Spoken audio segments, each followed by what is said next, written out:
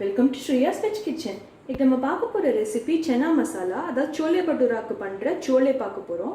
இதுக்கு தேவையான பொருட்கள் ஒரு 200 to 250 grams of வெள்ளை கொண்டக்கடலை, அதுக்கு அப்புறம் வந்து இஞ்சி பூண்டு ஒரு 5 ல இருந்து 6 பல் இஞ்சி, ஒரு 1/2 inch piece of ginger, ஒரு 2 onions, ஒரு 5 tomatoes. இத வந்து நல்லா பியூரி பண்ணி எடுத்து வச்சிருக்கேன். இது எடுத்துக்கலாம். அதுக்கு அப்புறம் வந்து ஒரு 3 slit green chillies, அதுக்கு அப்புறம் ginger வந்து Juliennes chop பண்ணி எடுத்து வச்சிருக்கேன். அதுக்கு அப்புறம் தேவையான அளவு coriander, மசாலா பவுடர்ஸ் வந்து garam masala ஒரு 1/2 to 1 teaspoon, Channa Masala ஒரு 2 teaspoons. Channa Masala வந்து பண்றது ரொம்ப கஷ்டம் கிடையாது.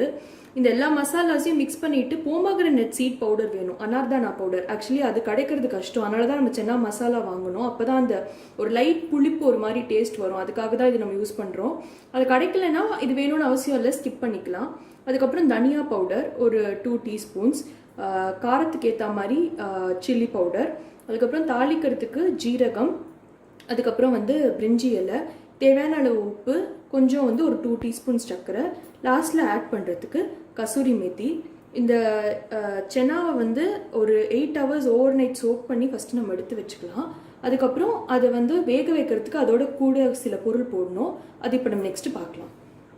இப்போ ஃபஸ்ட்டு இந்த சோலே மசாலா பண்ணுறதுக்கு இந்த கொண்டக்கடலை வந்து நம்ம வேக வைக்கணும். ஃபஸ்ட்டு வந்து இந்த ஊற வச்ச கொண்டக்கடலை, அதாவது ஒரு 250 grams ஆஃப் கொண்டக்கடலை எடுத்துனோம் இல்லையா, அது வந்து ஒரு 7 to 8 hours நல்லா சோக் பண்ணி எடுத்து வச்சுருக்கேன்.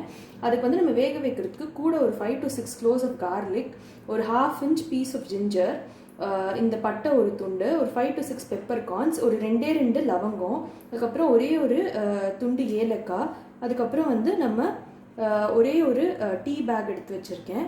இதெல்லாம் சேர்த்து இப்போ நம்ம அதை வந்து வேக எடுத்துக்கலாம். இப்போ வந்து ஃபஸ்ட்டு இந்த இஞ்சியும் பூண்டும் கொஞ்சம் இடித்து எடுத்துக்கலாம். ஜஸ்ட்டு ரொம்ப ரஃப்பாக வந்து இடித்தா போதும், ரொம்பலாம் வந்து இது பண்ண வேணாம், அது மசியணும் அப்படின்லாம் அவசியம் இல்லை. ஜஸ்ட் அந்த ஃப்ளேவர் வந்து நல்லா இறங்கி மசாலாக்குள்ளே அந்த இந்த சென்னாவில் இறங்கினா தான் நம்ம எல்லா அப்புறம் போடுறதுக்கு போது எல்லாத்தோட ஃப்ளேவரும் சேர்ந்து என்ஹான்ஸ் ஆகி வரும். ஜஸ்ட்டு ஒரு 1-2 தட்டியிருக்கேன் இதை. இப்போது நம்ம இந்த வந்து ஒரு ஒயிட் மஸ்லின் கிளாத் எடுத்து வச்சுருக்கேன். இந்த மஸ்லின் கிளாத்துக்குள்ளே நம்ம இந்த எல்லா பொருட்களையும் போட்டுக்கலாம்.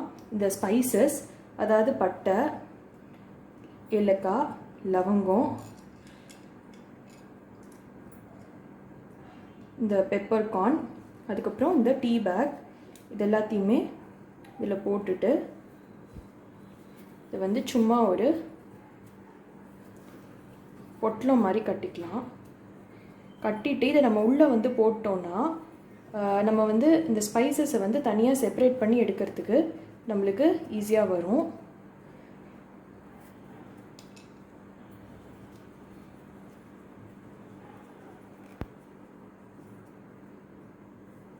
இப்போது நம்ம இதை குக்கரில் வேக போடலாம்.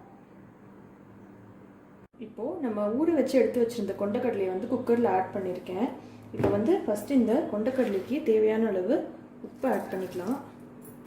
அதுக்கப்புறம் நம்ம கட்டி வச்சுருந்த இந்த போட்லி, அதாவது வந்து இந்த இதை ஆட் பண்ணிக்கலாம். இந்த டீ பேக்கு, அதுக்கப்புறம் இந்த ஸ்பைசஸ்லாம் போட்டிருந்தோம் இல்லையா, அதை வந்து மொத்தமாக வந்து இதுக்குள்ளே நம்ம ஆட் பண்ணிக்கலாம். அதுக்கப்புறம் நம்ம இடித்து எடுத்து வச்சுருந்த இஞ்சி பூண்டு இதையும் ஆட் பண்ணிவிட்டு நம்ம தேவையான அளவு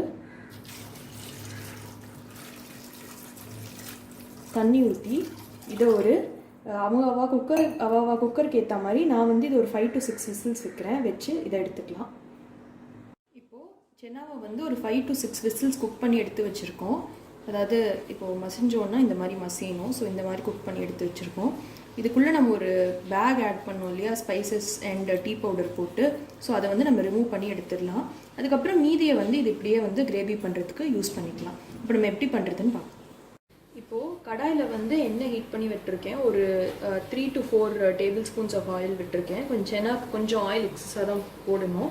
ஸோ இதில் வந்து நம்ம ஃபஸ்ட்டு கொஞ்சோண்டு ஒரு 1 teaspoon ஆஃப் ஜீரா போட்டு தாளிச்சிக்கலாம். அதுக்கப்புறம் நம்ம எடுத்து வச்சுருக்கிற 3 bay leaves. இந்த பே லீஃபை வந்து அந்த இதுக்குள்ளேயே கூட போட்டுறதுனாலும் போடலாம். நான் வந்து இன்றைக்கி தாளிச்சிருக்கேன். அந்த கட்டி போட்டோம் இல்லையா, அதுக்குள்ளே ஒரு சின்ன பேக் மாதிரி, அதுக்குள்ளேயே இந்த பே லீவ்ஸை போட்டாலும் போடலாம். நம்மளுக்கு எப்படி பிடிக்குமோ அது மாதிரி பண்ணிக்கலாம். இப்போ நம்ம அரைச்சி வச்சுருக்கிற விழுது ஆட் பண்ணிக்கிறேன்.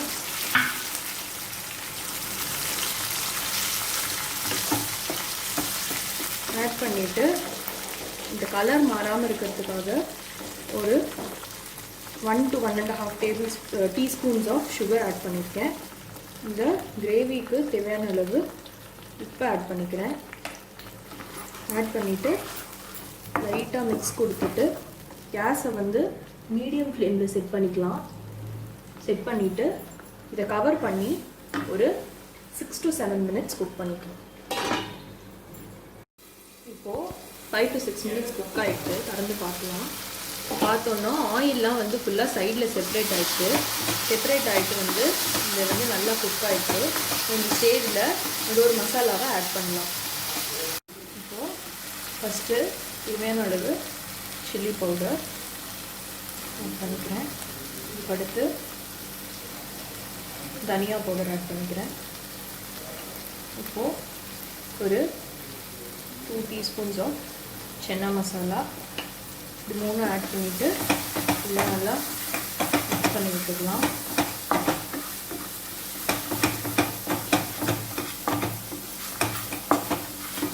இப்போது நம்ம அந்த அரைச்சி வச்ச மிக்ஸி அலுமினிய தண்ணி கொஞ்சம் எடுத்து நான் சேர்த்து இது கொஞ்சம் குக் ஆட்டும் ஒரு 1 மினிட்.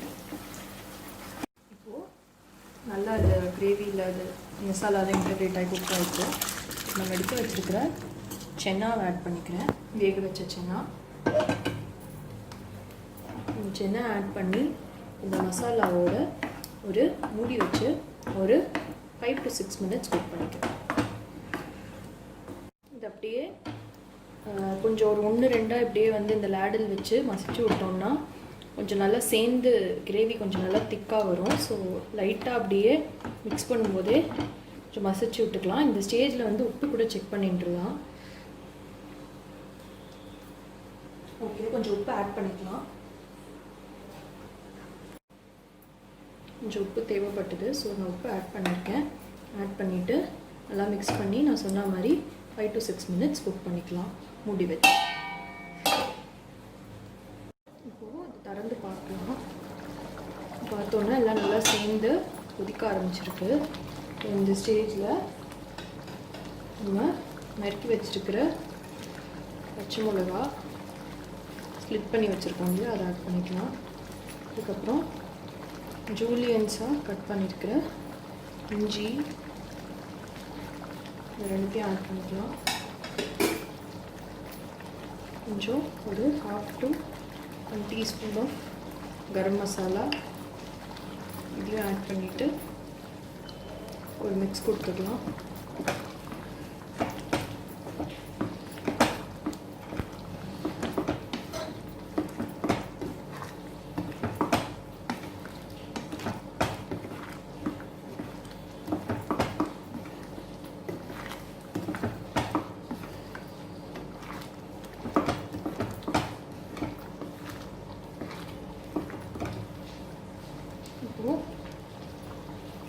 ஃபினிஷ் பண்ணிக்கலாம். தேவையான அளவு க்ரஷ் பண்ணி கசூரி மேத்தி ஆட் பண்ணிக்கிறேன். அப்புறம் சாப் பண்ணி வச்சுருக்கிற கொரியாண்டரும் ஆட் பண்ணிக்கிறேன். ஆட் பண்ணிவிட்டு நல்லா ஒரு ஜென்டில் மிக்ஸ் கொடுத்தா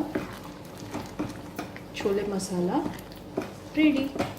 நம்ம பிளேட் சர்விங் பவுலுக்கு ட்ரான்ஸ்ஃபர் பண்ணிவிட்டு வைக்கிறேன். சோலே மசாலா ரெடி ஆகிடுது. இது நீங்கள் ரெஸ்டாரண்ட்லலாம் போய் சாப்பிட்டு எல்லாம் நிறைய எண்ணெயெல்லாம் விட்டு ரொம்ப அன்ஹெல்தியாக இருக்கும். இப்போ நம்ம பார்த்தோம்னா இன்றைக்கி ஃபஸ்ட்டு நான் விட்டு 3 to 4 டேபிள் ஸ்பூன்ஸ் எண்ணெய் தான், அதுக்கு மேலே விடலை. So this is very healthy to prepare at home and taste வந்து அதுக்கேற்ற மாதிரியே சேமாக இருக்கும் ஹோட்டல் மாதிரியே. So please do try this recipe at home and let us know how it was in the comment section. Please do like, share and subscribe to our channel. And also click on the bell icon so that you get instant notification whenever we upload a new video. Chole masala ready. Thanks for watching.